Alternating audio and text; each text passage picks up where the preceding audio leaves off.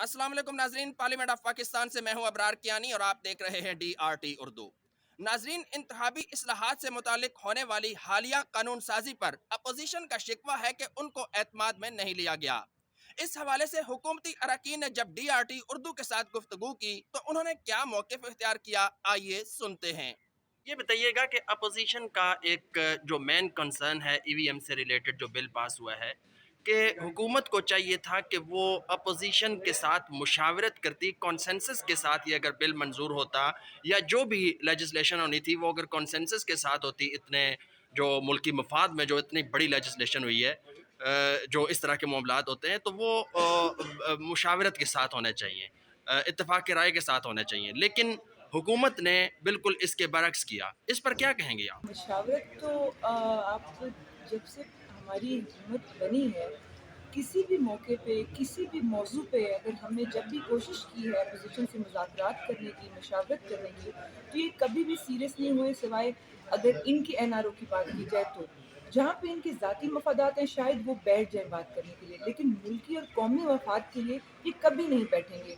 और हमने बड़े खुले दिल का मुज़ाहरा करते हुए प्राइम मिनिस्टर इमरान खान साहब की सरबराही में हमारे वज़रा, हमारे जितने भी कंसर्न लोग हैं, जितनी भी कमिटीज़ बनी हैं, हमेशा अपोज़िशन को दावत दी है।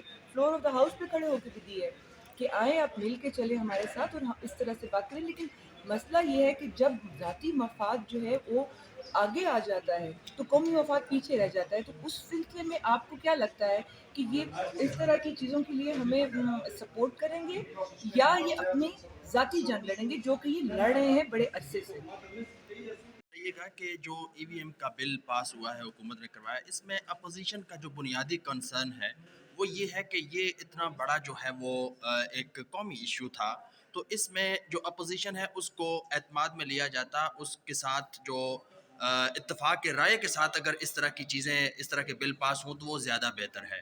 लेकिन हुकूमत ने उनके साथ इत्तेफाक के राय वाला जो मामला है ये इख्तियार नहीं किया। इसमें आप क्या कहेंगे?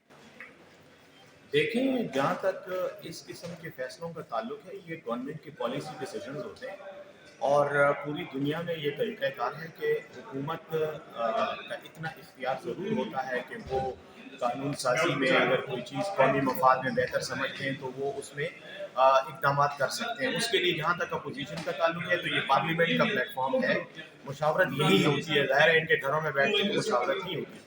तो पार्लियामेंट में ये बिल पेश हुआ, उस पर डिबेट हुई, कमेटियों में ये बात ज़ेर गौर आई और कई महीनों से जो है ये चीज़ ज़ेर बहस है। तो अपोजिशन ने अगर मस्बत तरीके से अपनी कोई तजावीज़ देनी थी तो दे देते और मेरे ख्याल में किसी ने भी शायद उनको रोका नहीं है। लेकिन मसला ये है कि यहाँ पर हर चीज़ पर सियासत करने की कोशिश की जाती है और सियासी पॉइंट स्कोरिंग की जाती है। मेरे ख्याल में इस मामले में भी शायद अपोजिशन ने ज़्यादातर EVM के इस इशू को जो है वो सियासी पॉइंट स्कोरिंग का एक खेल बनाकर उसको पॉलिटिसाइज किया है।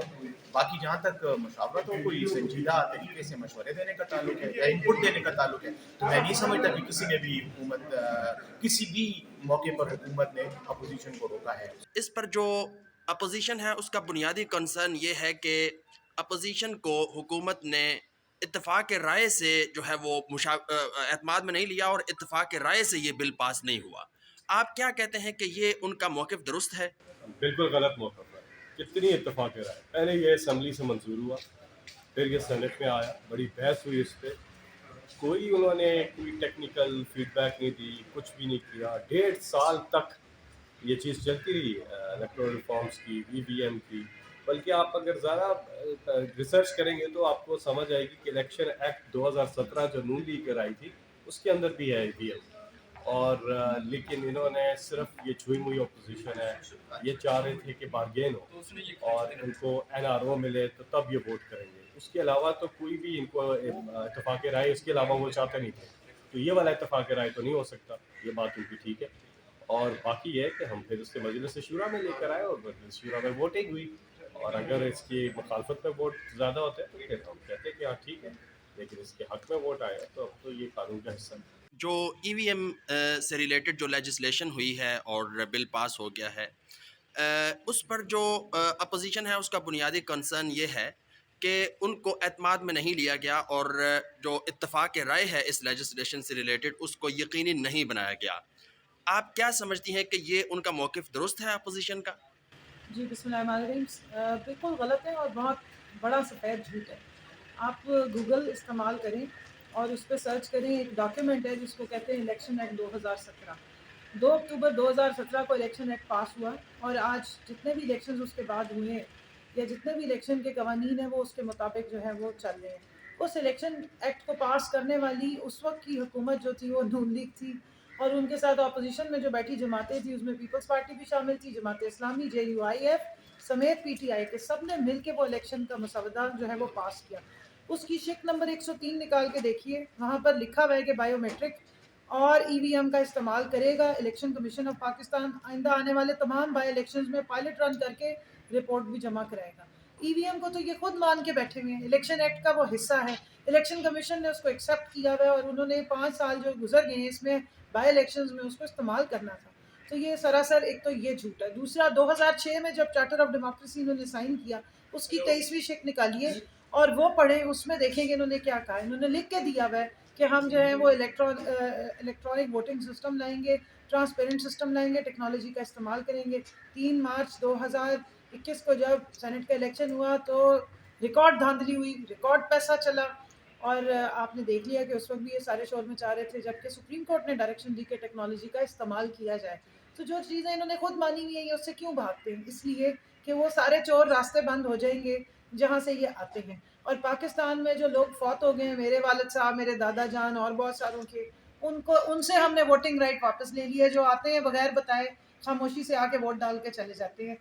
ہم نے کوشش کی ہے کہ جو لوگ زندہ ہیں، الیکشن کمیشن کے مطابق جو ویلڈ ہیں، ووٹ ڈال سکتے ہیں، صرف وہ آ کے ووٹ ڈالا کریں اور مردوں کا ووٹ ڈالنا بند ہو جائے، زندوں کا ووٹ ڈالا جائے اور وہ صحیح جگہ پہ کاؤنٹ بھی ہو.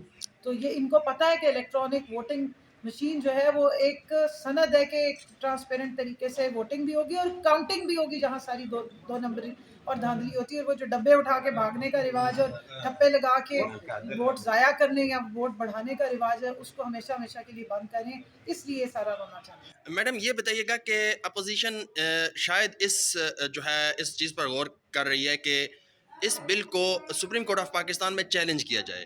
اگر سپریم کورٹ آف پاکستان میں اس کو چیلنج کیا جاتا ہے اور اس کو کالعدم قرار دے دیا جاتا ہے اس لیجسلیشن کو، تو پھر حکومت کا نیکسٹ جو ہے پلان کیا ہوگا؟ دیکھیے جی، اتنا آسان نہیں ہے کہ سپریم کورٹ میں آپ جو حکومت نے ایک سمپل میجورٹی کے ساتھ کھلے دن میں سب کے سامنے کیمرے کی آنکھ کے سامنے لیجسلیشن پاس کرائی ہے، اس کو سپریم کورٹ میں جا کے کالعدم کروا دیں گے. میرا نہیں خیال ہے کہ اس طرح کا ہوگا. اگر یہ کوشش کرتے ہیں، کر کے دیکھ لیں، پھر اس کے بعد جو اگلا لائے عمل ہوگا تو بعد میں پتہ چلے گا. لیکن پھر اگر اس طریقے سے حکومت کے یا اس اسمبلی کے پاس کیے ہوئے بلوں کو چیلنج کرنا ہے سپریم کورٹ میں جا کے، تو پھر میرے خیال میں 18ویں ترمیم کی بھی باری آ گئی ہے کہ اسے سپریم کورٹ میں جا کے چیلنج کر دیا. میڈم یہ بتائیے گا کہ اوورسیز پاکستانی سے ریلیٹڈ جو ان کو ووٹ دینے کا حق ملا ہے، یہ کیسے ہوگا؟ اس کو کیسے جو یقینی بنایا جائے گا کہ وہ ان کا ووٹ جو ہے کسی خاص حلقے میں جا رہا ہے؟ کیونکہ پاکستان میں تو جو تمام ووٹرز ہیں، رجسٹرڈ ووٹرز، ان کی رجسٹریشن کسی خاص حلقے میں ہوتی ہے، لیکن جو اوورسیز پاکستانیز ہیں ان کا ووٹ کاسٹ کرنے کا جو عمل ہے وہ کیسے جو ہے وہ اس کی اوورسیز پاکستانی پاکستان کا حصہ ہے، وہ بھی یہاں کے کسی علاقے میں پیدا ہوئے ہیں، یہیں پلے بڑے ہیں، اس کے بعد باہر گئے ہیں. تو اس کے بعد جس علاقے میں وہ پیدا ہوئے ہیں، جس علاقے کا ان کا ڈومیسائل ہے، جس حلقے سے وہ تعلق رکھتے ہیں، وہیں ان کا ووٹ بھی رجسٹر ہوگا اور ایک پراپر میکانزم آئے گا. ہوا میں ان کے ووٹ بھی نہیں جائیں گے. لیکن میں سمجھتی ہوں کہ پاکستانی جو یہاں ریمیٹنسز بھیجتے ہیں اور جو یہیں سے تعلق رکھتے ہیں اور جن کا جینا مرنا پاکستان کے ساتھ ہے، جو یہاں سے جن کی وجہ سے پاکستان چل رہا ہے، وہ ان بھگوڑے پاکستانیوں سے بہت بہتر ہیں جو یہاں صرف اور صرف حکومت کرنے آتے ہیں. وہ باہر سے بیٹھ کے پورا پاکستان سنبھالنے کی کوشش کر رہے ہیں، پورے پاکستان کو ڈائریکشنز بھی بتا رہے ہیں.